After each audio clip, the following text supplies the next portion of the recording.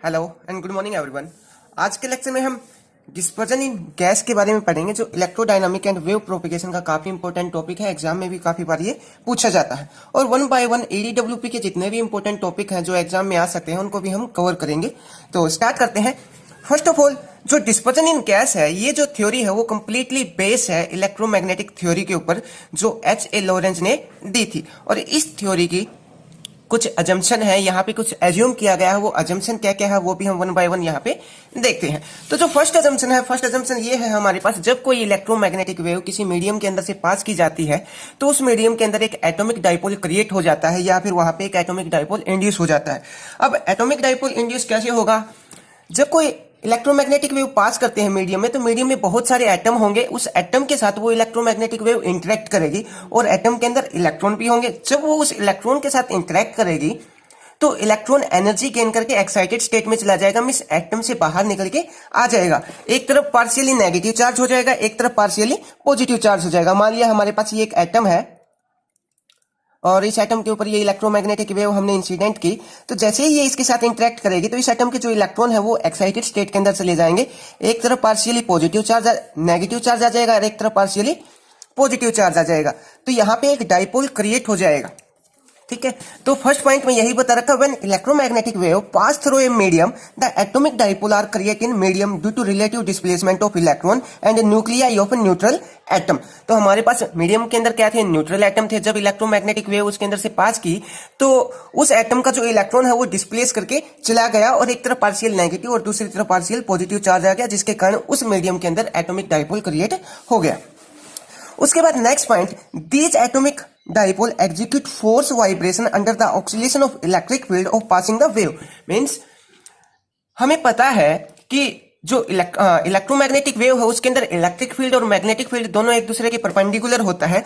जो electromagnetic wave होती है उसमें इलेक्ट्रिक फील्ड और मैग्नेटिक फील्ड एक दूसरे के परपेंडिकुलर होगा। तो यहाँ पे जो इलेक्ट्रिक फील्ड है, उस इलेक्ट्रिक फील्ड के कारण जो हमारे पास डाइपोल क्रिएट हुआ है, एक तरफ पार्शियली पॉजिटिव और दूसरी तरफ पार्शियल नेगेटिव चार्ज है, इस इलेक्ट्रिक फील्ड के कारण इस डाइपोल के ऊपर कुछ ना कुछ फोर्स लगेगा और फोर्स लगने के कारण ये जो एटॉमिक डाइपोल है वो यहाँ पे ऑक्सीलेट या फिर वाइब्रेट करना शुरू कर देगा। तो यहाँ पे यही बता रखा, these atomic dipole execute force vibration under the oscillation electric field of passing wave. जो इलेक्ट्रोमैग्नेटिक वेव पास की है उसके इलेक्ट्रिक फील्ड के कारण ये इस एटॉमिक डाइपोल के ऊपर कुछ ना कुछ फोर्स लगेगा, जिसके कारण ये ऑक्सीलेशन करेगा या वाइब्रेशन करेगा। उसके बाद थर्ड पॉइंट की बात करते हैं, the molecules of gas are far apart. जो गैस के मॉलिक्यूल्स होते हैं उनके बीच में डिस्टेंस काफी ज्यादा होती है और डिस्टेंस ज्यादा होने के कारण उनके बीच में जो फोर्स ऑफ अट्रैक्शन है वो क्या हो जाएगा? बहुत कम हो जाएगा। The molecules of a gas are far apart, therefore the interaction between them to be neglected. तो पार्टिकल के बीच में जो अट्रैक्शन होगी वो ना के बराबर होगी, नेग्लिजिबल होगी। उसके बाद next point, therefore the electric force on electron means, fourth point में क्या बता रखा है? ये फर्स्ट पॉइंट हमारे पास, ये सेकंड है, ये थर्ड और ये फोर्थ। फोर्थ पॉइंट में क्या बता रखा है? हमारे पास यहाँ पे एक इलेक्ट्रिक फील्ड है और उस इलेक्ट्रिक फील्ड में हमने एक चार्ज पार्टिकल हमने यहाँ पे इलेक्ट्रॉन रख दिया। इलेक्ट्रिक फील्ड की इंटेंसिटी क्या है? ई है और ई क्या है? इलेक्ट्रॉन है। तो इस इलेक्ट्रॉन के ऊपर कितना फोर्स लगेगा? जब भी हम कोई चार्ज पार्टिकल इलेक्ट्रिक फील्ड में रखते हैं, मान लीजिए ये चार्ज पार्टिकल क्यू है तो इसके ऊपर फोर्स लगेगा क्यू ई, और इलेक्ट्रॉन रख रखा है तो यहाँ पे फोर्स लगेगा हमारे पास ई ई। तो फोर्थ पॉइंट में ये बता रखा है, the electric force on the electron, electron के ऊपर इलेक्ट्रिक फोर्स कितना लगेगा? ई लगेगा। वेयर ई क्या है? इलेक्ट्रिक फील्ड इंटेंसिटी, और ई क्या है? Charge on electron. और इलेक्ट्रॉन के ऊपर चार्ज कितना होता है हमारे पास? 1.6 इंटू 10⁻⁻19 कूलम। तो ये यहाँ पे चार्ज बता रखा है, इलेक्ट्रॉन के ऊपर चार्ज कितना होगा। उसके बाद नेक्स्ट पॉइंट की अगर हम बात करें तो हमारे पास जो एटम है, ये एक एटम है और इस एटम से एक इलेक्ट्रॉन निकल के बाहर चला गया। तो ये जो एटम है और इस एटम का जो न्यूक्लियस है, इस न्यूक्लियस का मास इलेक्ट्रॉन के मास के कंपेयर में इनफाइनाइट बहुत ज्यादा होता है, और मास ज्यादा होने के कारण हम यहाँ पे ये बोल सकते हैं कि इलेक्ट्रॉन का मास न्यूक्लियस के कंपैरिजन में नेग्लिजिबल है। तो यहाँ पे हम रिड्यूस मास का यूज करेंगे। रिड्यूस मास कैसे यूज करते हैं? हमारे पास मान लिया हमारे पास कोई टू बॉडी प्रॉब्लम है, हमारे पास एक इलेक्ट्रॉन है और दूसरा हमारे पास एक न्यूक्लियस है। तो हम लेके चलते हैं कि हमारे पास जो न्यूक्लियस है वो रेस्ट में है, क्योंकि इसका मास इनफाइनाइट लार्ज है एज कंपेयर टू इलेक्ट्रॉन। तो ये बॉडी हमारे पास रेस्ट में है और ये बॉडी इसके चारों ओर मूव कर रही है। तो यहाँ पे हम रिड्यूस मास का यूज करते हैं। रिड्यूस मास क्या होता है हमारे पास? mE into mn, mass of electron और mass of nucleus, divide by M e plus M n. ठीक है, और यहां से जो एम एन है, ये वाला जो एम एन है, इसको अगर मैं नीचे ले आऊं तो क्या हो जाएगा हमारे पास, ये आ जाएगा एम ई और M E divide by M N plus M N by M N. इससे ये कैंसिल हो जाएगा, वन आ जाएगा यहाँ पे। इसको हम लिख सकते हैं M E one plus M E by M N. और न्यूक्लियस के कंपैरिजन में, प्रोटॉन के कंपेयर में अगर हम इलेक्ट्रॉन का मास कंपेयर करें तो 1/1837 1/1837 के बराबर होता है इलेक्ट्रॉन का मास प्रोटॉन के कंपेयर में। तो इसकी जगह हम क्या लिख सकते हैं, यहाँ पे हम लिख सकते हैं 1/1838। और ये क्वांटिटी क्या हो जाएगी, यहाँ पे बहुत ज्यादा स्मॉल हो जाएगी। तो हम यहाँ पे लिख सकते हैं जो रिड्यूस मास है, जिसको हम म्यू से डिनोट करते हैं, रिड्यूस मास को हम यहाँ पे लिख सकते हैं mu is equal to M E. I hope आपको ये पॉइंट क्लियर होगा। तो यहाँ पे ये क्या बता रखा है, the nucleus is very heavy as compare to electron, hence the reduce mass of dipole approach the mass of electron. और उसका मास हमने किसके इक्वल मान लिया, मास ऑफ इलेक्ट्रॉन के इक्वल मान लिया। और ये हमने यहाँ पे रिड्यूस मास माना और उसको किसके इक्वल मान लिया, एम ई के इक्वल मान लिया। उसके बाद नेक्स्ट पॉइंट की अगर हम बात करें, the electron are bound the nucleus. जो इलेक्ट्रॉन है वो न्यूक्लियस से बाउंड है, और वहां पे जो फोर्स लगेगा वो एक लीनियर रिस्टोरिंग फोर्स होगा। और वो लीनियर रिस्टोरिंग फोर्स क्या होगा, डायरेक्टली प्रोपोर्शनल होगा उसके डिस्प्लेसमेंट के। तो यहाँ पे ये बता रखा है, ये पॉइंट आपको थोड़ा सा ध्यान में रखना पड़ेगा। ये हमारे पास एक एटम है और उस एटम के ये इलेक्ट्रॉन है, तो ये इलेक्ट्रॉन इस न्यूक्लियस के साथ एक लीनियर रिस्टोरिंग फोर्स के साथ बाउंड है। यहाँ पे हम बोल सकते हैं जो फोर्स है वो डायरेक्टली प्रोपोर्शनल है किसके, उसके रिलेटिव डिस्प्लेसमेंट के। फोर्स डायरेक्टली प्रोपोर्शनल डिस्प्लेसमेंट, और डिस्प्लेसमेंट को बोल दिया हमने आर। और कोई भी डायरेक्टली प्रोपोर्शनल जब हम रिप्लेस करते हैं तो वहां पे एक कांस्टेंट आता है, और कांस्टेंट क्या आएगा, यहाँ पे कांस्टेंट ले लिया हमने F इक्वल टू के आर, और ये नेगेटिव साइन आएगा क्योंकि ये जो इलेक्ट्रिक फील्ड इंटेंसिटी का जो फोर्स था उसको रिड्यूस करने की कोशिश करेगा। या फिर हम इसमें ये एग्जांपल भी ले सकते हैं, जैसे हमारे पास एक स्प्रिंग होता है, स्प्रिंग के केस में जब हम बाहर से फोर्स लगाते हैं तो फोर्स डायरेक्टली प्रोपोर्शनल होता है इसके रिलेटिव डिस्प्लेसमेंट के। और कोई भी डायरेक्टली प्रोपोर्शनल रिप्लेस करेंगे तो यहाँ पे कांस्टेंट आएगा, और ये कांस्टेंट जो आता है वो नेगेटिव आता है क्योंकि जो फोर्स हम लगाते हैं वो इस स्प्रिंग के अंदर रिस्टोर होता चला जाता है। तो दैट्स वाई हम यहाँ पे नेगेटिव साइन लेके चलते हैं। वैसा ही कुछ यहाँ पे भी होगा। The electron are bound to nucleus by linear restoring force. जो इलेक्ट्रॉन है वो न्यूक्लियस से बंधा हुआ है लीनियर रिस्टोरिंग फोर्स से, और वो डायरेक्टली प्रोपोर्शनल है किसके, उसके रिलेटिव डिस्प्लेसमेंट के। तो हमने यहाँ पे लिखा F डायरेक्टली प्रोपोर्शनल R के, और कोई भी डायरेक्टली प्रोपोर्शनल रिप्लेस करते हैं तो हमें यहाँ पे कांस्टेंट मिलेगा, और यहाँ पे हमने नेगेटिव साइन ले रखा क्योंकि वो उस फोर्स को रिड्यूस करने की कोशिश करेगा। उसके बाद नेक्स्ट पॉइंट की बात करते हैं, the electron experience A damping frictional force. ये पॉइंट भी आपको याद करके रखना पड़ेगा। जो इलेक्ट्रॉन है वो यहाँ पे एक डैम्पिंग फ्रिक्शनल फोर्स एक्सपीरियंस करेगा जो डायरेक्टली प्रोपोर्शनल होगा उसकी वेलोसिटी के। तो हम यहाँ पे लिख सकते हैं जो एफ डी है डैम्पिंग फोर्स या फ्रिक्शनल फोर्स, वो डायरेक्टली प्रोपोर्शनल होगा उसकी वेलोसिटी के। और डिस्प्लेसमेंट हमने क्या लिया है यहाँ पे आर, तो वेलोसिटी को हम क्या लिख सकते हैं D are by D T. तो यहाँ पे हो जाएगा F D directly proportional D are by D T, और कोई भी डायरेक्टली प्रोपोर्शनल रिप्लेस करते हैं तो हमें यहाँ पे कॉन्स्टेंट मिलेगा। ये आ जाएगा हमारे पास d are by D T, और कांस्टेंट हमने यहाँ पे क्या लिया है, कांस्टेंट आ जाएगा हमारे पास बी। और ये जो फोर्स है वो भी इलेक्ट्रिक फील्ड इंटेंसिटी वाली जो फोर्स है ई, इस फोर्स को रिड्यूस करने की कोशिश करेगा। दैट्स वाई ये हमने यहाँ पे नेगेटिव लिया है। उसके बाद नेक्स्ट पॉइंट की बात करें तो यहाँ पे पता रखा पी जो बी है हमारे पास वो क्या है, एक पॉजिटिव कांस्टेंट है। उसके बाद अगर हम बात करें तो उस इलेक्ट्रॉन के ऊपर जो टोटल फोर्स लगेगा वो टोटल फोर्स कितना लगेगा। सबसे पहले हमने देखा पहला जो फोर्स लग रहा है वो ई लग रहा है, जो इलेक्ट्रिक फील्ड इंटेंसिटी के कारण लग रहा है। जब किसी चार्ज पार्टिकल को इलेक्ट्रिक फील्ड में रखते हैं तो उसके ऊपर इतना फोर्स लगता है। सेकंड जो फोर्स देखा वो फोर्स कौन सा था, जो लीनियर रिस्टोरिंग फोर्स था, वो क्या था हमारे पास, वो था हमारे पास के आर माइनस के आर, तो ये आ जाएगा के आर। और जो थर्ड फोर्स लग रहा है वो ये लग रहा है minus B D are by D T. तो टोटल उस इलेक्ट्रॉन के ऊपर ये फोर्स लग रहा है। अब अगर हम बात करें न्यूटन सेकंड लॉ की, तो न्यूटन सेकंड लॉ के अकॉर्डिंग हमारे पास फोर्स क्या होता है, F equal to M A, और ए को हम क्या लिख सकते हैं यहाँ पे, ए को लिख सकते हैं D square are by D T square, the rate of change of velocity with respect to time. तो ए की जगह मैं क्या लिख सकता हूँ, ये लिख सकता हूँ। अब देखो इनके दोनों की लेफ्ट हैंड साइड इक्वल है तो दोनों को हम कंपेयर कर सकते हैं। तो यहाँ पे क्या जाएगा एम, ए की जगह हम लिखेंगे D square are by D T square, D square are by D T square, और equal to E minus K R minus B D are by D T as it is. अब हमें यहां से value निकालनी है ई की, तो ई को तो मैं यहीं रखता हूं, बाकी सबको मैं उस तरफ लेके जाऊंगा। तो क्या आ जाएगा M D square are by D T square, और ये उस तरफ जाके प्लस का के आर, और ये भी प्लस का हो जाएगा B D are by D T. ये आ जाएगा हमारे पास। अब इस इक्वेशन को सोल्व करते हैं। इस इक्वेशन को सोल्व करने के लिए हम क्या करेंगे, इस पूरी इक्वेशन को, और इक्वल टू क्या आएगा हमारे पास, ई आएगा। पूरी इक्वेशन को m से डिवाइड कर देंगे, तो m से डिवाइड करेंगे तो यहाँ पे m आ जाएगा हमारे पास, यहाँ पे भी m आएगा, यहाँ पे भी m और यहाँ पे भी m आ जाएगा। ये m से m कैंसिल हो जाएगा, तो ये क्या आ जाएगा, ये आ जाएगा D square are by D T square plus के by M r plus B by M D R by D T, और इक्वल टू में आ जाएगा हमारे पास ई बाय एम। अब इस इक्वेशन को सोल्व करेंगे। इस इक्वेशन को सोल्व करने के लिए हम यहाँ पे कुछ वैल्यू सब्स्टिट्यूट करेंगे, वो हम देखेंगे नेक्स्ट सेक्शन के अंदर। तो लास्ट टाइम हमारे पास ये इक्वेशन आती थी, अब इस इक्वेशन में कुछ वैल्यू सब्स्टिट्यूट करेंगे। सब्स्टिट्यूट क्या करेंगे हम, तो यहाँ पे जो k बाय एम है, जो k बाय एम है, इसको हम यहाँ पे एक सेकेंड, k बाय एम नहीं आएगा, हाँ यहाँ पे k बाय एम ही आएगा। k बाय एम को हम यहाँ पे पुट करेंगे ओमेगा नॉट स्क्वायर, और ये जो b बाय एम है इसको हम यहाँ पे पुट कर लेते हैं, b बाय एम को हम पुट करेंगे g, और जो e है वो, ये पॉइंट हमारे पास रहता है, ये 7th पॉइंट है। 7th पॉइंट हम शायद एक्सप्लेन नहीं कर पाए। तो उस फील्ड में जो टोटल इलेक्ट्रिक फील्ड होगा, वहां उस स्पेस में जो टोटल इलेक्ट्रिक फील्ड होगा, इलेक्ट्रिक फील्ड हम यहाँ पे कांस्टेंट लेके चलेंगे उस एटम और उस मॉलिक्यूल्स के लिए, और इलेक्ट्रिक फील्ड की जो वैल्यू आएगी वो क्या आएगी, E equal to e naught e की पावर आयटा ओमेगा टी, यहाँ पे आएगा माइनस आयटा ओमेगा टी। तो यहाँ पे ये सब वैल्यू हम यहाँ पे इस इक्वेशन में पुट करेंगे। तो इसको थोड़ा सा रीअरेंज कर लेते हैं हम। ये आ जाएगा D square are by D T square plus, ये वाली क्रम पहले लिख रहे हैं हम, B by M D R by D T, और प्लस के बाय एम आर और ई बाय एम ई।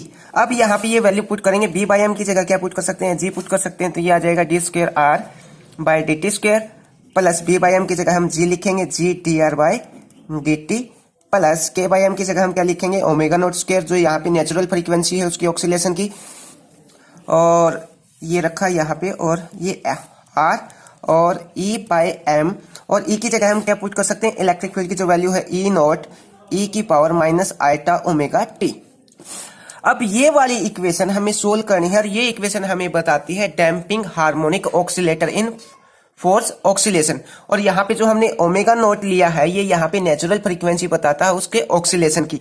अब ये जो इक्वेशन आई है, इस इक्वेशन के यहाँ पे जो ये एक डिफरेंशियल इक्वेशन है, और इसका सॉल्यूशन दो पार्ट से मिलकर बनेगा। पहला तो जो होगा वो कॉम्प्लीमेंट्री फंक्शन से हम इसको सोल्व कर सकते हैं। जब हम इस इक्वेशन को कॉम्प्लीमेंट्री फंक्शन से सोल्व करेंगे तो यहाँ पे जो इलेक्ट्रिक फील्ड है उसको हम नेग्लेक्ट कर देंगे, और सेकंड जो इसका सॉल्यूशन होगा वो पर्टिकुलर इंटीग्रेशन से होगा। पर्टिकुलर इंटीग्रेशन को जब सोल्व करेंगे तो वहां पे हमें जो इलेक्ट्रिक फील्ड है वो हमें लेके चलना पड़ेगा। तो यहाँ पे इसके दो सॉल्यूशन होंगे। पहला जो सॉल्यूशन होगा वो क्या होगा, कॉम्प्लीमेंट्री फंक्शन, कॉम्प्लीमेंट्री फंक्शन, और जो सेकंड होगा वो होगा पर्टिकुलर इंटीग्रेशन, पर्टिकुलर इंटीग्रेशन। तो फर्स्ट ऑफ ऑल हम कॉम्प्लीमेंट्री फंक्शन से इसको सोल्व करेंगे, और सेकंड हम इसको पर्टिकुलर इंटीग्रेशन से सोल्व करेंगे। तो कॉम्प्लीमेंट्री फंक्शन से जब हम इसको सोल्व करेंगे तो हम यहाँ पे लेके चलेंगे कि इलेक्ट्रिक फील्ड की एब्सेंस है, तो इलेक्ट्रिक फील्ड की एब्सेंस लेके चलेंगे। तो ये वाली जो क्वांटिटी है ई नॉट ई की पावर आयटा ओमेगा टी, ये फंक्शन क्या हो जाएगा, कंप्लीट नेग्लेक्ट हो जाएगा। इस फंक्शन को हम नहीं लेके चलेंगे, हमें सिर्फ सोल्व करना पड़ेगा ये वाली इक्वेशन, जो इतनी इक्वेशन है ये सो हमें सोल्व करनी पड़ेगी। और जब पर्टिकुलर इंटीग्रेशन सोल्व करेंगे तो हमें ये कंप्लीट इक्वेशन सोल्व करनी पड़ेगी। तो फर्स्ट ऑफ ऑल हम कॉम्प्लीमेंट्री फंक्शन यहाँ पे सोल्व करते हैं। तो कॉम्प्लीमेंट्री फंक्शन को सोल्व करने के लिए हमारे पास ये इक्वेशन आ जाएगी, D square are by D T square plus G D are by D T plus omega naught square R. अब इस इक्वेशन को सोल्व करने के लिए हम यहाँ पे इसका एक सॉल्यूशन एज्यूम करके चलते हैं, और सॉल्यूशन हमने यहाँ पे मान लिया इसका r इक्वल टू ई की ए ई की पावर अल्फा टी। अब इसका अगर मैं डेरिवेटिव करूं तो डेरिवेटिव क्या आ जाएगा, हमें वैल्यू किसकी चाहिए, D square are by D T square की और D are by D T की। आर का हमने यहाँ पे सॉल्यूशन एज्यूम कर लिया, तो D are by D T की क्या वैल्यू आ जाएगी, यहाँ पे ये आ जाएगी अल्फा पावर आगे आ जाएगी इक्वल टू अल्फा ए ई की पावर अल्फा टी, और D square are by D T square करेंगे तो हम यहाँ पे D square R second derivative करेंगे डी टी, तो एक अल्फा फिर से आगे आ जाएगा, ये क्या आ जाएगा यहाँ पे अल्फा स्क्वायर ए ई की पावर अल्फा टी। अब ये जो हमारे पास ये जो सॉल्यूशन आए हैं इसको हमने कुछ भी नाम दे दिया, इक्वेशन नंबर 1 बोल दिया हमने। तो ये जो आर की वैल्यू है d are by D T की value, d square are by D T की जो वैल्यू है डी टी स्क्वायर आएगा यहाँ पे, ये सब वैल्यू मैं इस इक्वेशन के अंदर पुट करूंगा, और पुट करने के बाद हमारे पास क्या आता है वो भी देखते हैं हम नेक्स्ट सेक्शन के अंदर। तो इस इक्वेशन में जब वैल्यू पुट करेंगे तो सबसे पहले हम D square are by D T square की वैल्यू पुट करेंगे तो ये क्या आ जाएगा हमारे पास अल्फा स्क्वायर ए ई की पावर अल्फा टी और प्लस में g as it is d r by D T की वैल्यू पुट करेंगे तो ये आ जाएगा अल्फा ए ई की power alpha t plus omega naught square as it is और आर की ये यूज पुट करेंगे तो ये आ जाएगा ए ई की power alpha t equal to 0। ये वाली टर्म और ये वाली टर्म तीनों में कॉमन है तो बाहर निकाल लेंगे तो यहाँ पे क्या आ जाएगा अल्फा स्क्वायर प्लस ये आ जाएगा एक सेकेंड यहाँ पे हाँ ये आ जाएगा जी अल्फा और यहाँ पे हमें मिलेगा ओमेगा नॉट स्क्वायर और जो ए ई की पावर अल्फा टी हमने कॉमन निकाला है इसको उठा के इक्वल टू के साइड से उस तरफ लेके जाएंगे तो कंप्लीट टर्म क्या हो जाएगी इक्वल टू 0 आ जाएगी। अब इसको सोल्व करना है, यहां से हमें अल्फा की वैल्यू निकालनी है। अब अल्फा की वैल्यू हम यहाँ पे कैसे निकालेंगे तो यहां से हमारे पास एक फॉर्मूला होता था minus b plus minus b square minus 4ac divide by 2a, वो हम यहाँ पे यूज करेंगे और अल्फा की वैल्यू जैसे ही हम यहाँ पे निकालेंगे तो क्या आएगी अल्फा की वैल्यू ये आ जाएगी alpha equal to minus g plus minus और ये लिखेंगे ये आ जाएगा g square b square minus 4ac और a का कोफिशिएंट कितना है यहाँ पे 1 है तो ये आ जाएगा 1 लिखेंगे तो कोई फर्क नहीं omega naught square divide by 2a और इनटू में कंप्लीट के क्या आएगा 2 a का कोफिशिएंट कितना 1 तो यहाँ पे 2 ही रहेगा। अब इसको सोल्व करते हैं तो ये आ जाएगा ये जो 2 है इसके नीचे भी है और इसके नीचे भी है तो इसको हम कैसे सोल्व कर सकते हैं alpha equal to minus g by 2 plus minus इसको हम लिख सकते हैं root g square minus 4 omega naught square. अब ये 2 को रूट के अंदर लेके जाऊंगा तो क्या आ जाएगा हमारे पास यहाँ पे 4 और यहाँ पे भी क्या हो जाएगा 4 से 4 कैंसिल हो जाएगा तो अल्फा इक्वल टू आ जाएगा minus g by 2 plus minus root g square by 4 minus omega naught square. अब हमने मान लिया जो ओमेगा नॉट स्क्वायर है उसकी वैल्यू बहुत ज्यादा बड़ी है as compare to g square minus 4 से, तो हम यहाँ पे लिख सकते हैं ओमेगा नॉट स्क्वायर इसकी जो वैल्यू है बहुत ज्यादा बड़ी है किसी जी स्क्वायर बाय 4 से, तो हम यहाँ पे लिख सकते हैं alpha equal to minus g by 2 और omega naught square minus g square by 4 under the root. तो हमारे पास अल्फा की यहाँ से ये वैल्यू आ जाती है और इसका हम रीजन क्या लिखेंगे हम इसका रीजन लिखेंगे जो डैम्पिंग है हमारे पास वो बहुत ज्यादा स्मॉल है दैट्स वाई हमने यहाँ पे ये टर्म यूज की है। अब जो अल्फा की वैल्यू निकाली है हमने यहाँ पे इसको थोड़ा सा और स्मॉल कर लेते हैं। स्मॉल करने के लिए हम क्या करेंगे इसको हम लिखेंगे ये g by 2 as it is minus g by 2 as it is लिखा हमने यहाँ पे और ये जो क्वांटिटी है इसको हम कुछ ना कुछ पुट कर देते हैं। यहाँ पे हमने पूरी को मान लिया प्लस माइनस आएगा यहाँ पे इसको कंप्लीट को हमने बीटा मान लिया और ये आ जाएगी आयटा बीटा तो अल्फा की जगह हम ये वैल्यू ले सकते हैं। अब हमने सॉल्यूशन क्या माना था सॉल्यूशन माना था हमने आर इक्वल टू ए ई की पावर अल्फा टी ठीक है। अब एक बार यहाँ पे प्लस की वैल्यू पुट करेंगे एक बार माइनस की वैल्यू पुट करेंगे तो जो आर की वैल्यू है हमारे पास क्या आ जाएगी ये आ जाएगी r equal to a1 e की पावर माइनस जी बाय 2 ये वैल्यू पुट कर रहे हैं हम यहाँ पे अल्फा की जगह और ये ब्रैकेट में और इनटू में क्या लिखेंगे हम यहाँ पे प्लस आयटा बीटा और ये टी यहाँ पे एच इट इज। ये तो हमने एक बार प्लस की वैल्यू ली है उसके बाद हम यहाँ पे माइनस की लेके चलेंगे तो प्लस a2 e की पावर माइनस जी बाय 2 और उसके बाद माइनस आयटा बीटा और ये ब्रैकेट में इनटू में टी भी लिख देंगे यहाँ पे ठीक है। तो ये वैल्यू आती है। अब इसमें कॉमन क्या आ रहा है हमारे पास कॉमन आ रहा है e की power minus g by 2 common क्या आएगा e की power minus g t by 2 इस इक्वेशन में से कॉमन आ रहा है। कॉमन निकालने के बाद हम यहाँ पे क्या लिख सकते हैं एक सेकेंड इसको आगे करते हैं तो इसको आगे करेंगे तो हमारे पास ये आ जाएगा r इक्वल टू एक सेकेंड हाँ r इक्वल टू e की power minus g t by 2 ये तो हमने कॉमन निकाल लिया इस इक्वेशन में से। अंदर क्या बच जाएगा यहाँ पे बच जाएगा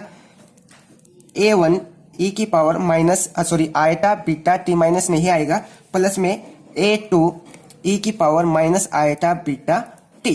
तो जो कॉम्प्लीमेंट फंक्शन था कॉम्प्लीमेंट्री फंक्शन था उसका हमने एक सॉल्यूशन निकाल लिया। सॉल्यूशन ये आएगा हमारे पास और जो हमने ये a1 और a2 हमने जो माना है ये कोई भी कांस्टेंट है हमारे पास। अब हम इसका एक पर्टिकुलर इंटीग्रेशन निकालेंगे। पर्टिकुलर इंटीग्रेशन क्या होगा इसका तो पर्टिकुलर इंटीग्रेशन निकालने के लिए हमें फिर से किसी इक्वेशन का यूज करना पड़ेगा। ये वाली जो इक्वेशन है इसको हमने बोल दिया इक्वेशन नंबर स्टार। इस इक्वेशन नंबर स्टार का फिर से यूज करेंगे।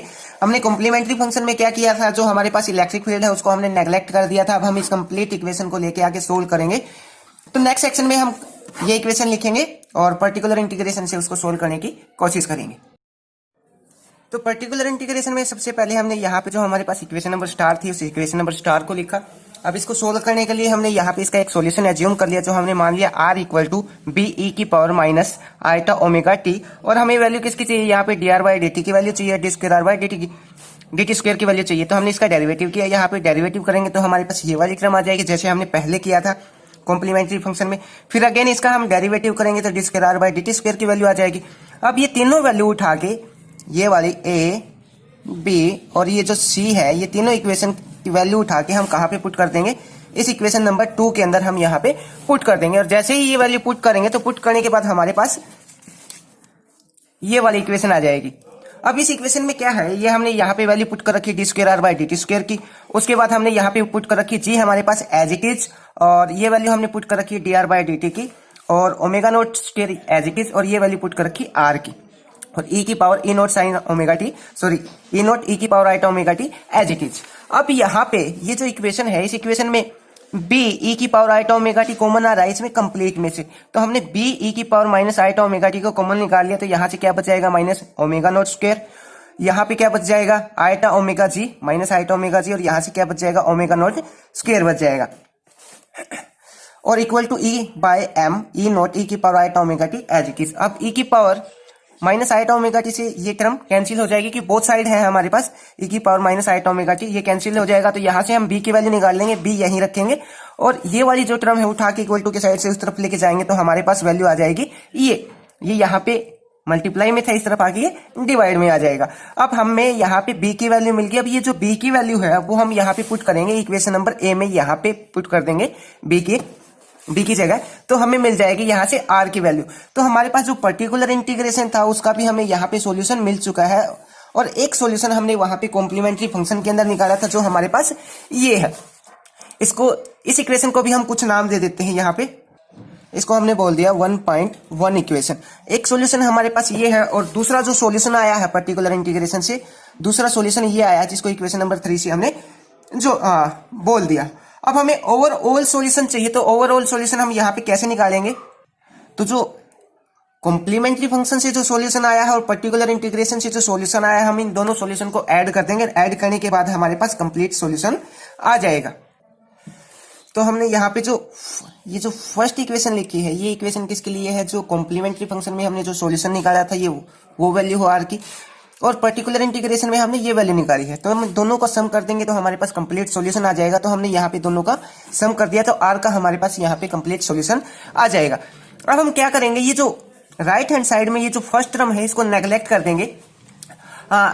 in this solution first term on right hand side represent free damped vibration। ये free damped vibration को शो करिए which shown disappear due to the factor of e की power minus gt by 2। और इस factor के कारण हम इस टर्म को यहाँ पे नेग्लेक्ट कर देंगे। तो जैसे ही हम इस टर्म को नेग्लेक्ट करेंगे तो नेग्लेक्ट करने के बाद हमारे पास क्या जाएगा, r equal to e naught e की power eta omega t divide by m naught omega naught square minus omega square minus ये वाली टर्म बच जाएगी। तो हमारे पास ये टर्म आ जाएगी, और यहाँ पे ये वाली जो वैल्यू है इसको हम क्या लिख सकते हैं, ई लिख सकते हैं। हमारे पास पीछे हमने पुट किया था ई इक्वल टू क्या था हमारे पास, ई नोट ई की power minus eta omega t. ये हमने ई की वैल्यू पुट की थी, तो इस टर्म की जगह हमने क्या पुट कर दिया, ई पुट कर दिया। और आर की वैल्यू हमारे पास क्या आ जाएगी, आर की वैल्यू हमें ये मिल जाएगी e divide by m omega naught square minus omega square minus eta g omega, ये वाली वैल्यू हमें यहां से मिल जाएगी। अब हमारे पास डाइपोल मोमेंट क्या होता है, इससे आगे हम डाइपोल मोमेंट निकालेंगे। डाइपोल मोमेंट होता है हमारे पास P इक्वल टू, और जो चार्ज होता है जो डिस्टेंस होती है इन दोनों का प्रोडक्ट होता है हमारे पास, और डिस्टेंस हमने क्या मान ली r, और चार्ज कितना था e। तो इसको हम लिख सकते हैं ई आर हमारे पास क्या होगा, डाइपोल मोमेंट होगा। r की वैल्यू हमारे पास ये है, और इसके सामने हम ई और रख देंगे। तो ई जैसे ही रखेंगे तो हमारे पास यहाँ पे क्या हो जाएगा, आर की वैल्यू तो है ई और रखना है यहाँ पे, तो ये हो जाएगा ई स्क्वायर। जैसे ही ई स्क्वायर करेंगे तो ये वैल्यू किसकी हो जाएगी, हमारे पास पी की वैल्यू हो जाएगी। ये हमने यहाँ पे निकाल लिया डाइपोल मोमेंट। अब यहाँ पे ये जो डाइपोल मोमेंट निकाला है हमने, वो तो सिर्फ एक एटम और एक इलेक्ट्रॉन का निकाला है, एक पॉजिटिव चार्ज सिर्फ एक डाइपोल का निकाला है। अब किसी मीडियम के अंदर से जब इलेक्ट्रोमैग्नेटिक वेव पास होगी तो वहां पे बहुत सारे डाइपोल क्रिएट होंगे, बहुत सारे डाइपोल क्रिएट होंगे मींस हम ये बोल सकते हैं उस मीडियम के अंदर n नंबर ऑफ डाइपोल वहां पे क्रिएट होंगे। तो हम यहाँ पे लिख सकते हैं जो डाइपोल होंगे हमारे पास वो क्या होंगे, n p होंगे। इतने टोटल नंबर ऑफ डाइपोल वहां पे क्रिएट होंगे। तो डाइपोल की वैल्यू तो हमने यहाँ पे निकाल ली। अब सिस्टम के अंदर कितने डाइपोल क्रिएट हो रहे हैं, n डाइपोल क्रिएट हो रहे हैं। तो इस टर्म को हम n से मल्टीप्लाई और करवा देंगे तो हमारे पास ये कंप्लीट मीडियम के डाइपोल मोमेंट आ जाएंगे।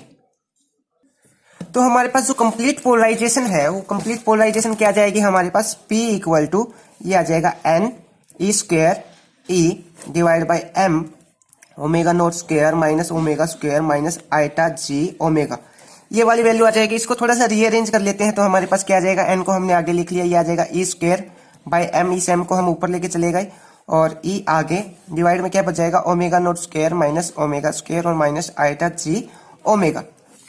ये वैल्यू आ जाएगी हमारे पास कंप्लीट पोलराइजेशन की। अब इस टर्म को यहाँ से आगे सोल्व करना है और आगे सोल्व करके हम यहाँ पे क्या निकालेंगे, जो एनोमलस डिस्पर्जन है वो निकालेंगे और जो नॉर्मल डिस्पर्जन कैसे निकलता है वो भी हम देखते हैं अभी।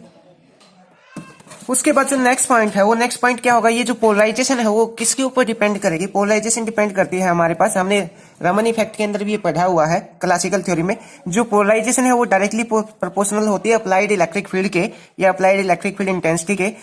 जितना मैं इलेक्ट्रिक फील्ड अप्लाई करवाऊंगा उतने ही ज्यादा वहां पे क्या हो रही थी, पोलराइजेशन हो रही थी। सेम एज इट यहाँ पे भी होगा। तो P इज इक्वल टू क्या आ जाएगा, एक कांस्टेंट आ जाएगा, अल्फा हमने यहाँ पे कांस्टेंट लिया और E एज इट इज। अगर मैं यहाँ से अल्फा की वैल्यू निकालूं तो अल्फा की वैल्यू क्या आ जाएगी हमारे पास, P और ये उधर चला जाएगा E। और अल्फा को हम यहाँ पे क्या बोल सकते हैं, electric polarisability. Electric polarisability cold होने के कारण मैं इस वर्ड को बोल नहीं पा रहा हूँ ज्यादा। तो यहां से हम अल्फा की वैल्यू निकालेंगे। अल्फा की वैल्यू निकालने के लिए हमारे पास यहाँ पे P की वैल्यू है, P की वैल्यू मैं यहाँ पे पुट कर दूंगा तो क्या आ जाएगा, ये E से E यहाँ पे कैंसिल हो जाएगा। तो यहाँ पे जो अल्फा की वैल्यू है, अल्फा की वैल्यू क्या आ जाएगी हमारे पास, n omega naught square minus omega square minus eta g omega और इनटू में E square by m as it is. ये हमने यहाँ पे जो कांस्टेंट था अल्फा, उस अल्फा की वैल्यू हमने यहाँ पे निकाल ली। उसके बाद डाइलेक्ट्रिक कांस्टेंट हमें यहाँ पे निकालना है, जिसकी वैल्यू आपको डायरेक्ट याद करके चलनी पड़ेगी क्योंकि इसमें काफी कुछ याद करने का है। और एक बात और, ये इलेक्ट्रोडायनामिक है भाई, इसको करने में अच्छी अच्छी की सीटी गुल हो जाती है। तो वीडियो देखने के साथ साथ पेन कॉपी लेके बैठना और साथ के साथ नोट करते जाना, तभी जाके ये समझ में आएगा। अदरवाइज ये समझना बहुत मुश्किल है क्योंकि इलेक्ट्रोडायनामिक एक बहुत मुश्किल सब्जेक्ट है। तो यहाँ पे हम डाई इलेक्ट्रिक कांस्टेंट निकालेंगे तो यहाँ पे हम लिखेंगे अब डाई इलेक्ट्रिक कांस्टेंट। अब डाई इलेक्ट्रिक कांस्टेंट क्या होगा, ये वाले हमें कंप्लीट याद करके चलना पड़ेगा। डाई इलेक्ट्रिक कांस्टेंट को हमने कैसे लिखा, 1 प्लस एप्सिलॉन नॉट और P बाय E। ये हमारे पास डाई इलेक्ट्रिक कांस्टेंट की वैल्यू होगी और यहाँ पे ये वैल्यू हमें पुट करनी पड़ेगी। तो जैसे ही हम ये वैल्यू पुट करेंगे तो हमने यहाँ पे P बाय E की वैल्यू हम निकाल सकते हैं।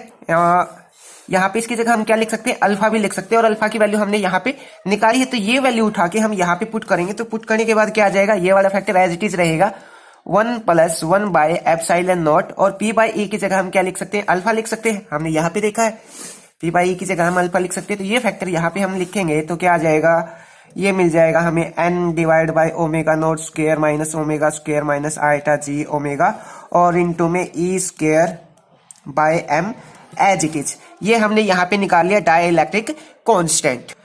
उसके बाद डाई इलेक्ट्रिक कांस्टेंट निकालने के लिए हमें यहाँ पे नॉन मैग्नेटिक सब्सटेंस के लिए रिलेटिव इलेक्ट्रिकल परमेबिलिटी निकालनी पड़ेगी। और नॉन मैग्नेटिक सब्सटेंस के लिए जो रिलेटिव इलेक्ट्रिकल परमेबिलिटी होती है उसको हमने लिख दिया Km और इसकी वैल्यू कितना होती है हमारे पास, 1 होती है। तो हम यहाँ पे लिख सकते हैं, ये स्टेप भी याद करके रखना पड़ेगा आपको क्योंकि डायरेक्ट यूज कर रखा है। तो ये लिखेंगे √Ke, ये हमने डाइलेक्ट्रिक कांस्टेंट के लिए अभी निकाला था Ke की वैल्यू, और साथ में होता है Km। और ये जो Km की वैल्यू है वो हमने यहाँ पे कितनी ले ली, नॉन मैग्नेटिक सब्सटेंस के लिए जो मैग्नेटिक रिलेटिव परमेबिलिटी होती है वो 1 होती है। तो Ke की वैल्यू हम यहाँ पे ये पुट कर देंगे, ये कंप्लीट वैल्यू। तो क्या आ जाएगा हमारे पास 1 प्लस 1 बाय एप्सिलॉन नॉट और इनटू में n omega naught square minus omega square minus eta g omega और इनटू में क्या लिखेंगे यहाँ पे E स्क्वायर बाय m। और ये क्या है, रूट में अगर रूट हटाना है तो उस तरफ मैं क्या कर दूंगा, n स्क्वायर कर दूंगा। तो हमें यहाँ से n स्क्वायर की वैल्यू मिल जाएगी। अब प्रॉब्लम ये है कि इस इक्वेशन को सोल्व करके हमें आगे क्या निकालना है, नेचुरल डिस्पर्जन निकालना है। और नेचुरल डिस्पर्जन हम कैसे निकालेंगे, उसके लिए हम यहाँ पे कुछ वैल्यू पुट करेंगे। वैल्यू पुट क्या करेंगे वो भी हम देखते हैं अभी। और ये जो इक्वेशन निकाली है हमने, इसको हम बोलेंगे Lorentz dispersion equation. Lorentz dispersion equation. अब हमारे पास यहाँ पे दो पर्टिकुलर केस होंगे इस लॉरेंट्ज डिस्पर्जन इक्वेशन के अंदर। जो पहला केस होगा वो क्या होगा, स्टैटिक्स केस होगा। तो हम यहाँ पे लिखेंगे केस नंबर 1। केस नंबर 1 क्या होगा हमारे पास, स्टैटिक्स केस होगा, स्टैटिक्स केस। और स्टैटिक्स केस में हम क्या करेंगे, ये जो हमारे पास ओमेगा है, ओमेगा इसको हम बहुत ज्यादा स्मॉल मान लेंगे, किससे, ओमेगा के से। यहां पे हम ओमेगा नॉट लिखेंगे, ओमेगा नॉट से। तो यहां पे ये जो टर्म है इसको हम नेग्लेक्ट कर देंगे, एक सेकेंड। तो ओमेगा की क्या है, ओमेगा नॉट की जो वैल्यू है वो बहुत ज्यादा बड़ी है, किससे, ओमेगा से। तो उसके अंदर से अगर मैं कोई टर्म माइनस करूंगा या सब्ट्रैक्ट करूंगा तो कोई चेंज आने वाला नहीं है। तो ये वाली जो टर्म है इसको मैं नेग्लेक्ट कर सकता हूं। तो हमारे पास स्टैटिक्स केस में क्या आ जाएगा, 1 + 1 by epsilon naught n by e square by m। और ये टर्म क्या है, बहुत बड़ी, ये आ जाएगा ओमेगा नॉट स्क्वायर। ये होगा हमारे पास स्टैटिक्स केस। उसके बाद जो नेक्स्ट केस होगा, नेक्स्ट केस हम क्या लिख सकते हैं, normal dispersion case second. First case में क्या लिया हमने, जो ओमेगा नॉट है हमने मान लिया कि उसकी जो वैल्यू है वो बहुत ज्यादा बड़ी है, किसे, ओमेगा से। अब इसकी वैल्यू बहुत ज्यादा बड़ी है, ओमेगा नॉट स्क्वायर हमारे पास बहुत ज्यादा बड़ा है। अगर उसके अंदर से मैं कोई चीज सब्ट्रैक्ट करूंगा तो ना के बराबर उसके अंदर चेंज आएगा। तो ये जो टर्म है उसको हमने नेग्लेक्ट कर दिया। उसके बाद जो सेकंड केस है उसमें हम लिखेंगे नॉर्मल डिस्पर्जन, नॉर्मल डिस्पर्जन। अब ये नॉर्मल डिस्पर्जन क्या होगा ये भी हम देख लेते हैं। तो इसमें हो जाएगा हमारे पास जो नेचुरल फ्रीक्वेंसी है वो क्या है, बहुत ज्यादा स्मॉल है। तो हम ये जो जी है इस जी को नेग्लेक्ट कर देंगे। जी को नेग्लेक्ट करेंगे तो ये टर्म क्या हो जाएगी, यहां से गायब हो जाएगी। और इसको हम लिख सकते हैं 1 + 1 बाय एप्सिलॉन नॉट और n by e square by m।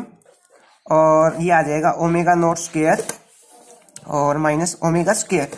और ये जो आयटा जी ओमेगा वाली टर्म है, इसमें जी को, इस कंप्लीट टर्म को हमने नेग्लेक्ट कर दिया क्योंकि जो हमारे पास नेचुरल फ्रीक्वेंसी है वो बहुत ज्यादा स्मॉल है। तो ये हमारे पास आ जाएगा नॉर्मल डिस्पर्जन। उसके बाद हम बात करते हैं यहाँ पे एनोमलस डिस्पर्जन की। जो एनोमलस डिस्पर्जन का टॉपिक है वो हम नेक्स्ट इसी वीडियो के अगले पार्ट में करेंगे, क्योंकि वीडियो काफी ऑलरेडी लंबी हो चुकी है। ठीक है, आई होप आपको इतना समझ में आया। और नॉर्मल डिस्पर्जन का जो टॉपिक है वो काफी इंपॉर्टेंट है, एग्जाम पॉइंट ऑफ व्यू से काफी पूछा जाता है। 16 मार्क्स के अंदर ये कंप्लीट क्वेश्चन काफी टाइम पूछा जाता है।